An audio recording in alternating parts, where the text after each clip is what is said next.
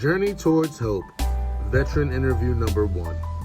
I would love, if you're comfortable talking about it, for you to walk us through exactly how, like what your pattern of alcohol abuse was.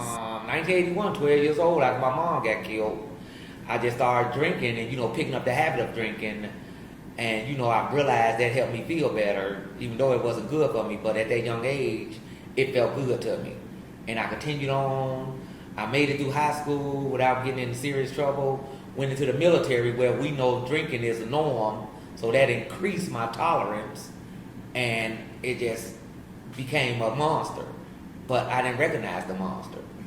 So in my path of life, everyone I've been around, even with the medical field that I was in, we go out and we socialize with drinks and alcohol.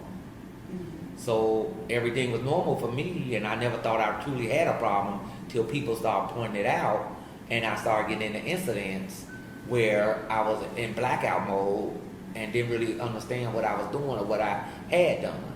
But most of the time I'd just be in blackout mode where the alcohol tolerance in my mind was so strong, it took over my day-to-day activities, where you just really don't know what you've been doing, but you're still conscious and doing things. Like going through the motions. Just going through the motions, and you don't know till the next day when people tell you what you have done.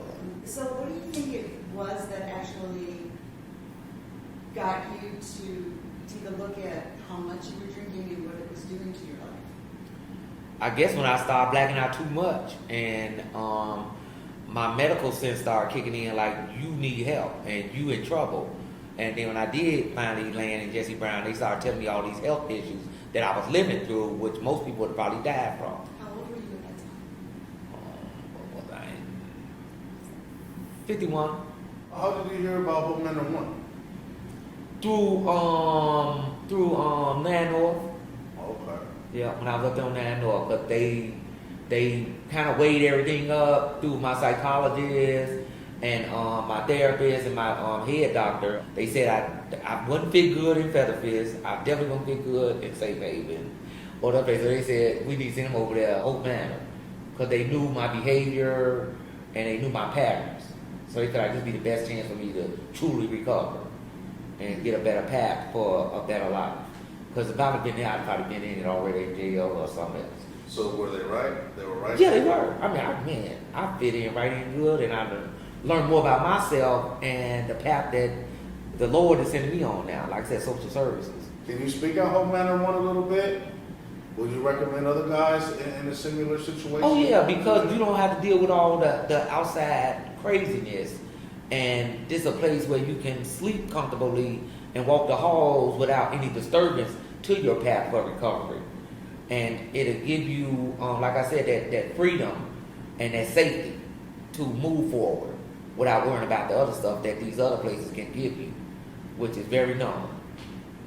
Would you say there's strengths in this being veterans? Because being around veterans, we get that camaraderie that we had when we was in the service, that feeling wanted and feeling a part of something that a lot of us went to the service initially for, because we didn't attach to our family or our communities when we joined the service back then.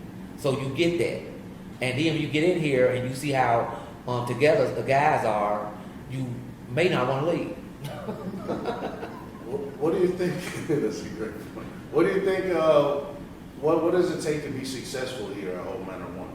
Staying focused. You got to stay focused and got to be honest with yourself. You got to take that cover off the mirror and look at yourself and ask yourself, what do I really want? And you got to be honest with your social workers and your substance abuse counselors.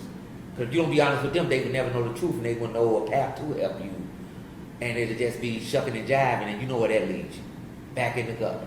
This place is unique because people here care, and people here give you that opportunity to speak and to feel comfortable speaking. And to, because if you don't unleash it, you will never know. And you won't get the help that you need. And the guys here make you feel that comfortable, and they're willing to lend you that ear so you can get it off of you. And that's a good thing about Hope Manor 1. What motivated you to be willing to open up and do this recording and share your story with us? Because in my journeys, which started last year back in February, through Nan North and through Hope Manor, and sit down with the therapists and the mental health and the substance abuse counselors, I keyed in on one thing, and from talking to the guys in the hallways, you got to be honest. And in order for you to be honest, you got to be honest all the time. And you got to share your story. You got to spill it out. Because if you don't, you balling up something that's going to agitate you or become a hindrance sooner or later.